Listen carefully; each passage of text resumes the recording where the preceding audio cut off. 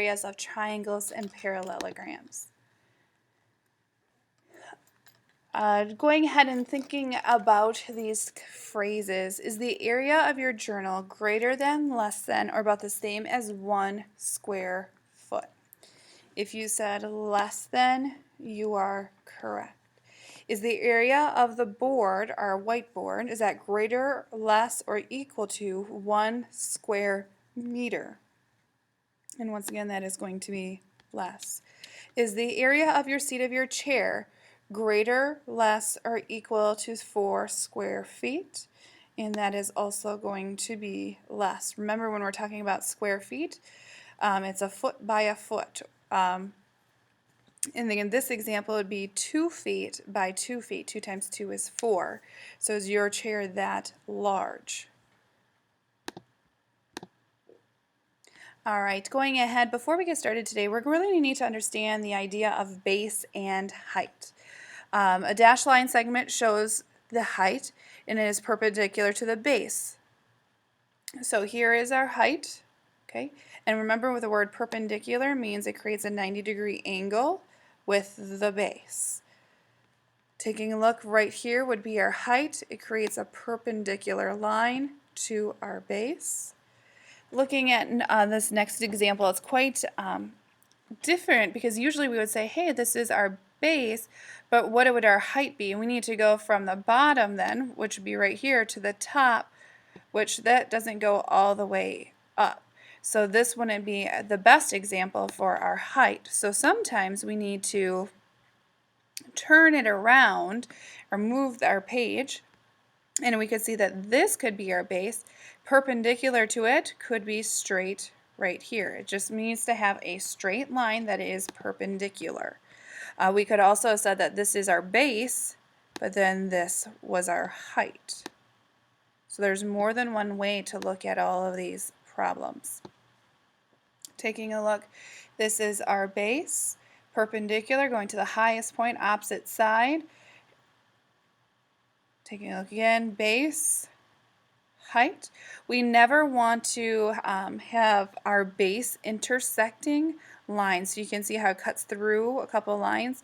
We like to have it straight on the grid paper. The height of a figure is sometimes also called the altitude.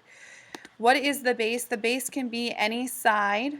It has a triangle. It has 3 possible bases.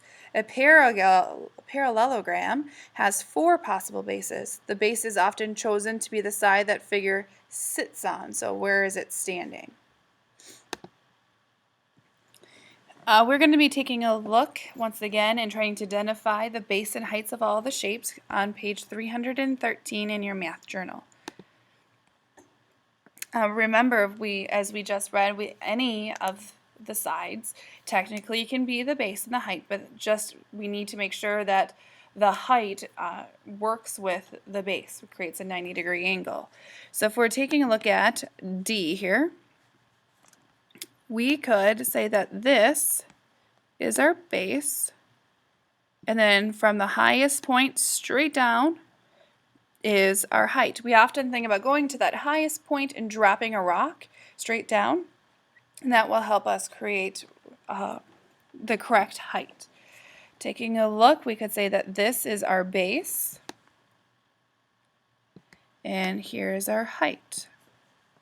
Looking at this example, it could be our base, and we have to go here to our tallest point, or we could say drop a rock from the tallest place, and that creates a 90, which this is our height then.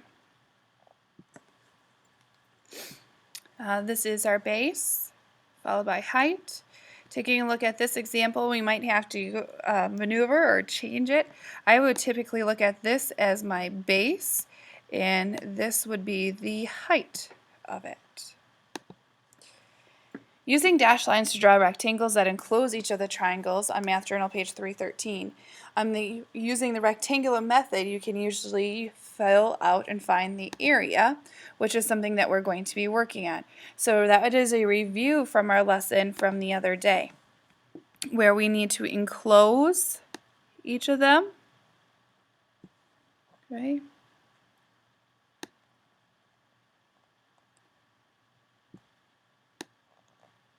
So this is examples of how we could do some of our, whoops, excuse me on that one.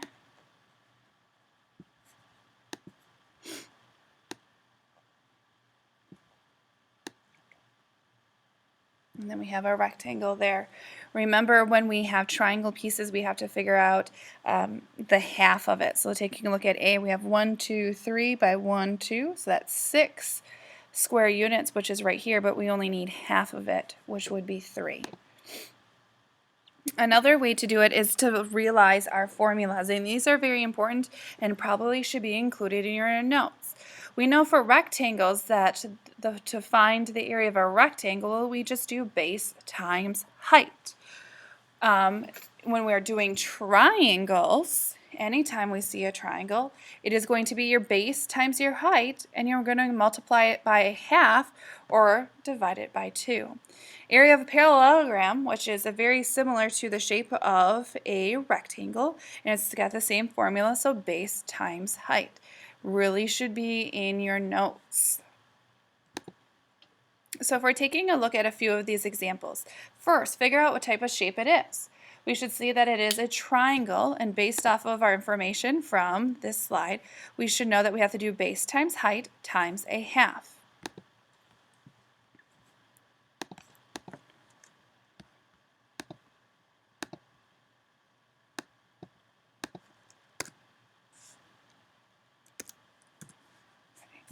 And remember, base times height is also the same thing as doing base times height divided by 2.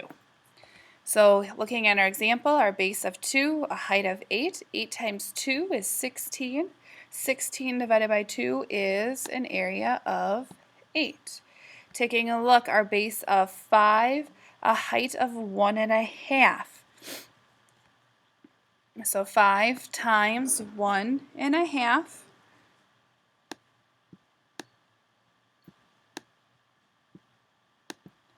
5 times 5 is 25. 5 times 1 is 5 plus 2 is 7. We have to move our decimal in 1, so it should be 7.5. And then now that it was multiplying it, but now we have to divide it by 2. So how many times is 2?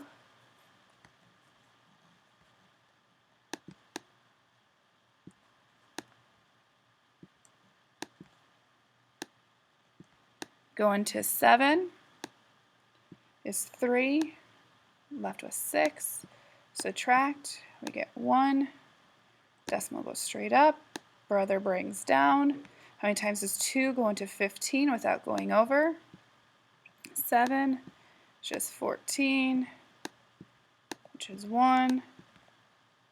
Put a 0, bring it down, which is 5. So the answer to that is 3 75/100. Taking a look at our next example, we have a base of 1 and a height of 3. 1 times 3 is 3. 3 divided by 2 is 1.5. Taking a look at some parallelograms. Remember, our parallelogram formula was base times height. 4 times 2 is 8, so the area is 8. Looking at 5 times 3, 5 times 3 is 15. That is the area. You'll be working on page 314 in your math journal using the figures on page 318. You can use your formulas, which is strongly suggested, or if you're struggling with it and you want to check your work by using the rectangle method, you're more than A-okay to do that as well. The big idea today is to remember your formulas.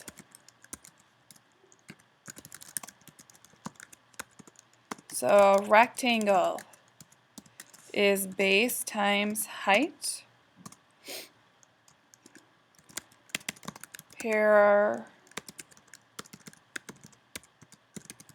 Parallelogram is base times height. The tricky one is that triangle. It is a half times base times height, or base times height divided by 2. If you remember these and you use them, you will definitely be successful in today's lesson. Big idea is really remember that triangle, you have to divide by 2.